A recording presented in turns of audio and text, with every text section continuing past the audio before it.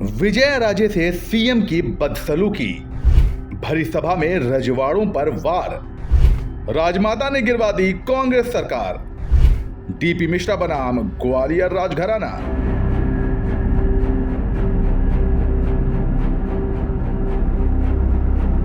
जवाहरलाल नेहरू के विरोधी और इंदिरा गांधी के राजनीतिक सलाहकार डीपी मिश्रा को मध्य प्रदेश की राजनीति का चाणक्य कहा जाता था। ये डीपी मिश्रा ही थे जिनसे चिढ़कर ग्वालियर राजघराने की विजयाराजे सिंधिया ने कांग्रेस छोड़ जनसंघ का दामन थामा था और मिश्रा की कांग्रेसी सरकार को गिरा दिया था। सिंधिया की मौजूदगी में मिश्रा कई बार खुलेआम कह चुके थे कि रजवाड़े के लोग लोकतंत्र विरोधी हैं। भारी पड़ा इंतजार। दरअसल 60 के दशक में ग्वालियर की राजमाता विजयाराजे सिंधिया कांग्रेस में हुआ करती थी। मध्य प्रदेश में कांग्रेस की सरकार थी और द्वारका प्रसाद मिश्र मुख्यमंत्री थे। एक दिन मीटिंग में डीपी मिश्रा ने राजमाता को इंतजार करा दिया। उस समय हुए एक छात्र आंदोलन के कारण विजयाराजे और सीएम के बीच मनमुटाव चल रहा था। इस इंतजार ने उस मनमुटाव में आग में घी का काम किया और राजमाता इसे अपना अपमान मान बैठी।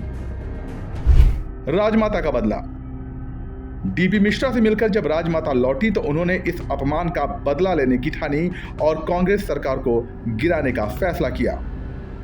विजयाराजे कांग्रेस छोड़ जनसंघ से जा मिली और डीपी मिश्रा की सरकार को गिराने की तैयारियों में जुट गईं।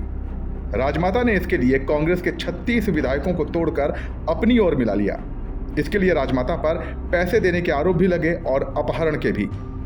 क्षितिज का विस्तार नाम की किताब में मध्य प्रदेश के पूर्व विधानसभा अध्यक्ष और मंत्री डॉक्टर राजेंद्र प्रसाद शुक्ल लिखते हैं कि तब बजट सत्र चल रहा था। वित्त मंत्री कुंजीलाल दुबे ने बजट पेश कर दिया था और उस पर चर्चा चल रही थी। इस दौरान जब शिक्षा पर चर्चा होने लगी तो शिक्षा मंत्री परमानंद भाई पटेल ने लंबा भाषण दिया। इसके बाद मतदान होना था। तब पता चला कि 36 विधायक गायब हैं, जिसके बाद सारी कहानी सामने आ गई। कांग्रेस को 36 चोट। खबर मिली कि 36 विधायकों को राजमाता और जनसंघ ने अपहरण कर लिया है और किसी अज्ञात स्थान पर उन्हें रखा गया है।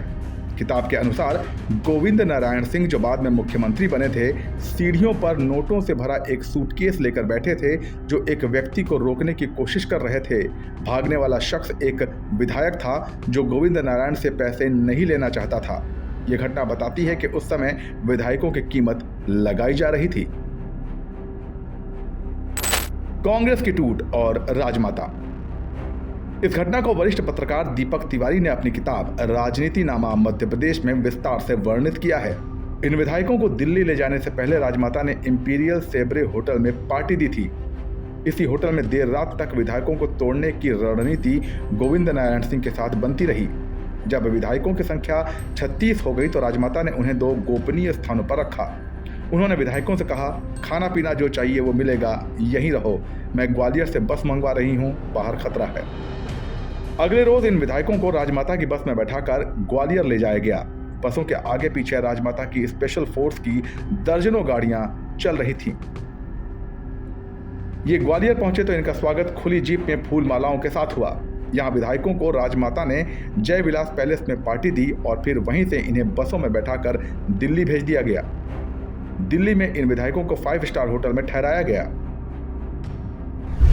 गिर गई सरकार। राजमाता ने यहाँ विधायकों की मुलाकात डीपी मिश्रा के पुराने दुश्मन मोरारजी देसाई और यशवंतराव चौहान से करवाई। विधायकों को जब वापस भोपाल लाया गया तो फिर विजयाराजे ने अपनी निजी सुरक्षा में ही इन्हें वापस लाने का फैसला किया और लेकर आई भी। विधायकों के आने के बाद डीपी मिश्रा को इस्तीफा देना पड़ गया। विजयाराजे के आशीर्वाद से गोविंद नारायण को सीएम की कुर्सी मिल गई। हालांकि गोविंद नारायण के साथ भी राजमाता की बनी नहीं। शुरुआत में तो गोविंद नारायण राजमाता के सभी आदेशों को मान लेते थे, लेकिन बाद में वो भी इससे तंग आ गए। यह सरकार भी 2 साल के अंदर गिर गई थी। राजमाता से जुड़ा ये किस्सा आपको कैसा लगा, हमें कमेंट सेक्शन में बताइए और ऐसे ही दिलचस्प सियासी किस्सों के लिए बने रहिए जनसत्ता के साथ। नमस्कार।